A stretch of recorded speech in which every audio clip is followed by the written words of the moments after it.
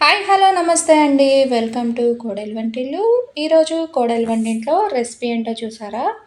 చిట్టి పునుగులు గంటతో వేస్తున్నాను అనుకుంటున్నారా? లేకపోతే మీరేమనుకుంటున్నారో కామెంట్ చేయండి.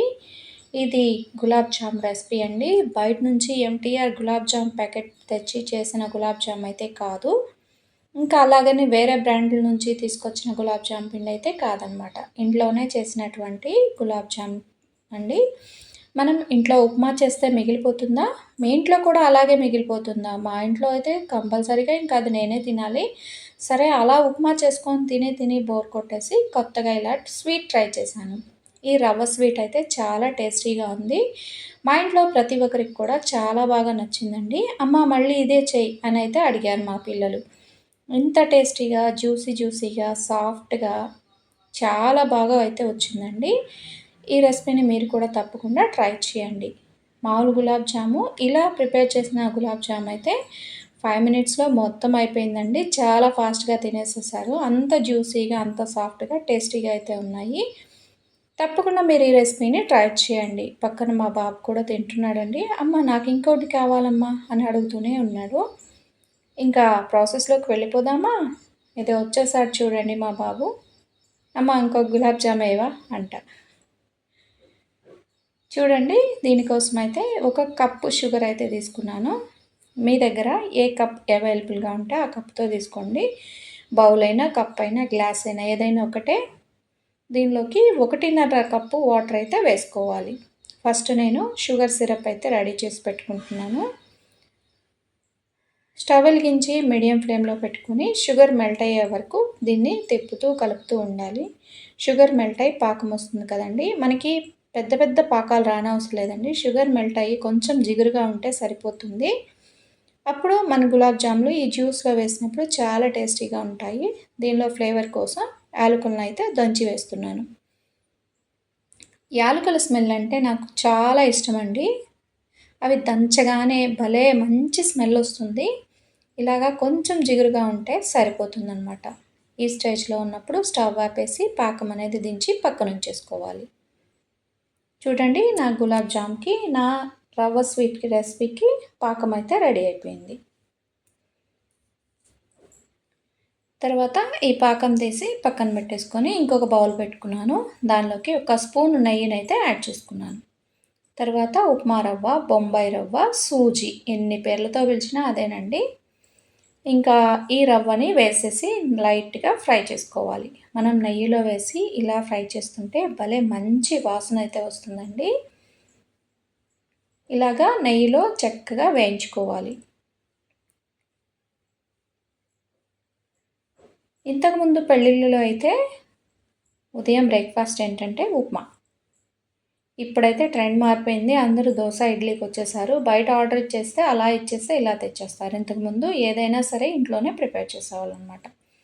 చక్కగా ఈ రవ్వను వేయించుకున్న తర్వాత దీనిలోకి పాలనైతే యాడ్ చేస్తున్నాను. దీనిలో 2 కప్పుల పాలనైతే తీసుకుంటున్నానండి నేనిక్కడ. 1 కప్పు రవ్వకి 2 కప్పుల పాలని తీసుకోవాలి. వేసుకొని చక్కగా ఈ పాలతో పాటు ఈ రవ్వని ఉడికించేసుకోవాలి.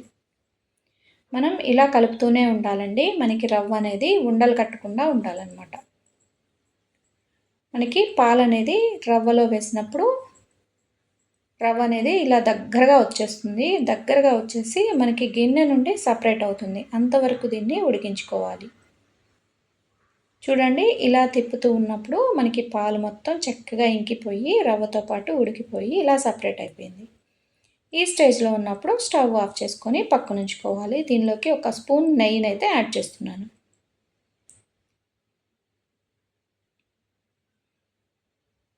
ఇక్కడ నేను స్టీల్ బౌల్‌లో వేశాను కాబట్టి గిన్నె నుంచి సపరేట్ అయింది చూపించలేకపోతున్నాను. అదే నాన్ స్టిక్ ప్యాన్ అయితే మనకి క్లియర్‌గా అర్థమవుతుంది. తర్వాత దీన్ని పక్కనుంచుకోవాలి. కొంచెం చల్లారాక దీనిలోకి బేకింగ్ పౌడర్‌నైతే వేసుకోవాలి. ఒక చిటికెడు బేకింగ్ పౌడర్ వేసుకోవాలి. తర్వాత కొంచెం నెయ్యి వేసుకొని మనం దీన్ని చక్కగా చేత్తో పిండి ముద్దలాగా బాగా మిక్స్ చేసుకోవాలి. మనం చేయి పట్టుకునే వేడి ఉన్నప్పుడు మాత్రమే పట్టుకోవాలండి. తర్వాత దీన్ని బౌల్ నుంచి సపరేట్ చేసి ఒక ప్లేట్‌లో వేసుకుందాం.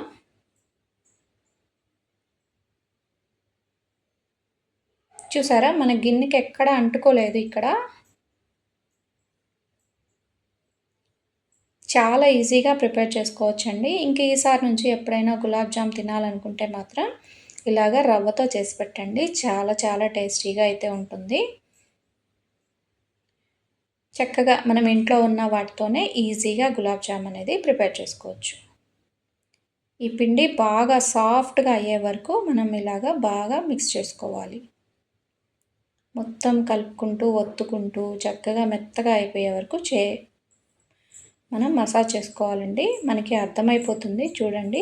మనం ఇలా పిండి ముద్ద తీసుకొని రౌండ్‌గా బాల్ చేసామంటే ఎక్కడ క్రాక్ లేకుండా వచ్చిందంటే మన పిండి పర్ఫెక్ట్‌గా ఉన్నట్టు. తర్వాత ఇలాగ పిండి రవ్వ మొత్తాన్ని కూడా ఇలాగ బాల్స్ లాగా మీకు ఏ షేప్ కావాలంటే ఆ షేప్‌లో చేసుకోండి. నేను కొన్నైతే రౌండ్ షేప్‌లో చేశాను. కొన్ని సిలిండర్ షేప్‌లో చేశానండి.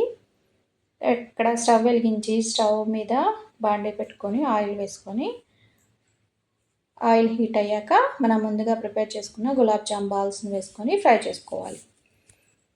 మనం ఒకేసారి ఎక్కువ అనేది వేసేయకూడదండి. మన ఆయిల్ని బట్టి అవి వేగే కెపాసిటీని బట్టి వేసుకోవాలి. మనకి ఫ్రీగా ఇలాగ రొటేట్ అయ్యేలాగా ఉంచుకోవాలి. ఇలాగ రెండు వైపులకి టర్న్ చేసుకుంటూ మొత్తం కూడా గోల్డెన్ బ్రౌన్ కలర్ వచ్చే వరకు ఫ్రై చేసుకోవాలి. మనకి ఈవెన్గా ఫ్రై అవ్వాలంటే ఇలా గరిటతో రౌండ్గా తిప్పామంటే మనకి గులాబ్ జాములు అన్నీ కూడా ఈవెన్గా ఫ్రై అవుతాయి. చూడండి నురగ మొత్తం కూడా ఆగిపోతుంది, కలర్ కూడా చేంజ్ అయిపోతుంది. ఇప్పుడు వీటిని తీసి వేరే బౌల్లో వేసి పక్కన ఉంచుకోవాలి.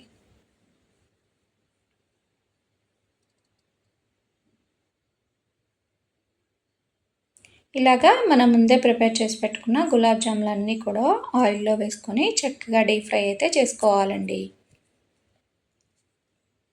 ఇవి చాలా సాఫ్ట్గా అయితే వచ్చాయి. ఇలాగ మొత్తం డీప్ ఫ్రై చేసి పెట్టుకున్నాం కదండి, వీటిల్ని మనం ముందుగానే పాకం ప్రిపేర్ చేసి పెట్టుకున్నాం కదా, దానిలోకి వేసేసుకోవాలి. వేసుకొని ఒక 1 అవర్ పాటు అలాగే వదిలేసామంటే ఆ జ్యూస్ మొత్తం కూడా ఈ బాల్స్ ఈ గులాబ్ జామ్స్ చక్కగా పీల్చుకొని మనకి జ్యూసీగా సాఫ్ట్గా చాలా టేస్టీగా యమ్మీగా గులాబ్ జామ్ అయితే రెడీ అయిపోతుంది. ఈ స్వీట్ రెసిపీ మీకు నచ్చిందా అండి? మీరు కూడా ట్రై చేస్తారా? అయితే తప్పకుండా ట్రై చేయండి.